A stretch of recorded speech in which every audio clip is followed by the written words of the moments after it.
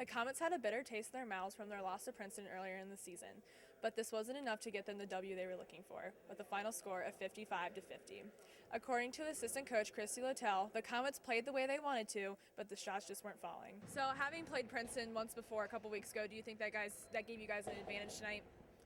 They'd played us once too. Both games are pretty similar in that we held their key players to pretty much what we wanted to do. Tonight, their two leading scorers, who average somewhere around 32 to 34 points, somewhere in there together, scored 14 total.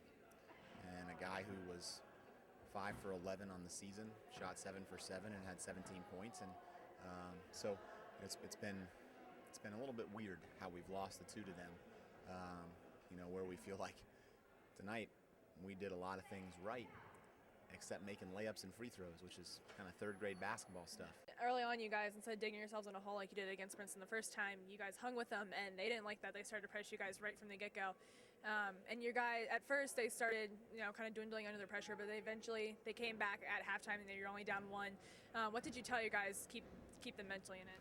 Yeah, we called timeout there. I think we were down 10 there at the start of the second quarter. And we were taking shots a little bit quicker than we needed to. We wanted to make them have to be patient on offense. The faster the game's played, the more favors how they want to play rather than how we do.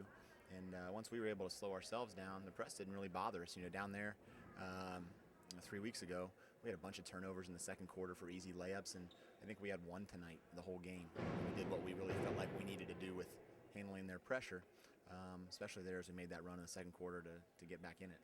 And then going into next Friday's game, it's your last GMC game of the season. What are you guys going to do to prepare for Coleraine?